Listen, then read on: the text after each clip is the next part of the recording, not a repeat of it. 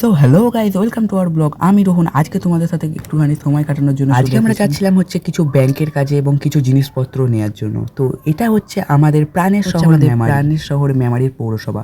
এখানে এখন এমএলএ হচ্ছে মিস্টার মানব গুহ।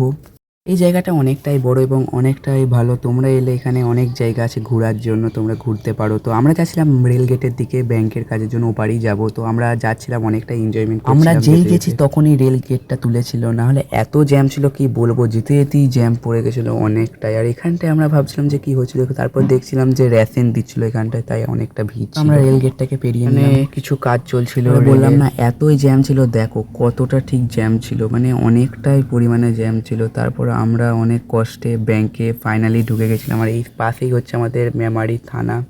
দেখাচ্ছি তোমাদের করে, দেখো এই যে এটা হচ্ছে আমাদের মেমারি থানা, আর আমাদের ব্যাংক এইটাই। এখানেই আমাদের কাজ ছিল আজকে।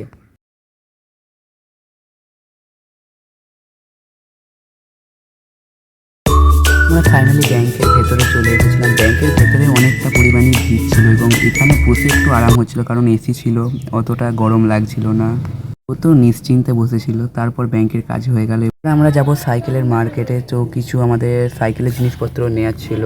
এখানে এতটাই জ্যাম কি বলবো। আর এই যে হচ্ছে আমাদের আই লাভ মেমারি।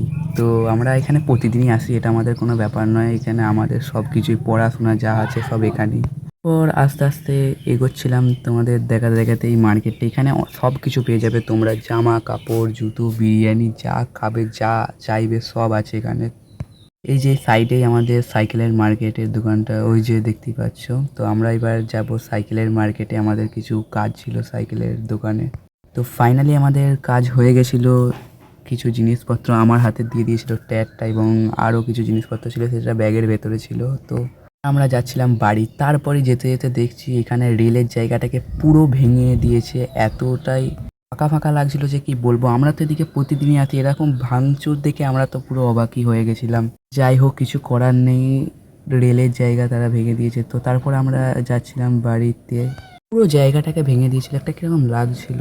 তো এবার বাড়ি যাচ্ছিলাম, তারপরে যেতে যেতে দেখছি এত জ্যাম এত জ্যাম। আমরা আবার ওই রেল গেট থেকে ঘুরে যেতে হচ্ছিলো। এখান দিয়ে গেছিলাম, আবার ঘুরে আমাদের ঘরে যেতে হচ্ছিলো অন্য রাস্তা দিয়ে। প্রায় এখানে 1 ঘন্টা ধরে দাঁড়িয়েছিলাম, তাও গেট উঠছিল না। তাও আমরা যাচ্ছিলাম অন্য রাস্তা দিয়ে, দেখা যাক ওখানে যদি উঠে থাকে গেট তাহলে আমরা যেতে পারবো।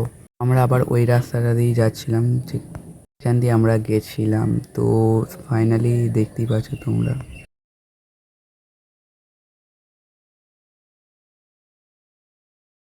এখান থেকে ভাঙচুর করেছিল, সেখানটা গেলাম। তারপর দেখছি এখানে এই মাত্র বোধহয় গেটটা তুললো।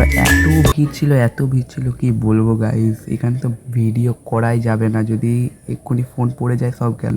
তারপর কাকার কিছু কাজ ছিল ডেরক্সের, তো করছিল। এবং আমরা এবার ফাইনালি যাচ্ছি বাড়ি। তো তোমরাও এরকম ভিডিও দেখার জন্য আমায় সাবস্ক্রাইব করতে ভুলো না।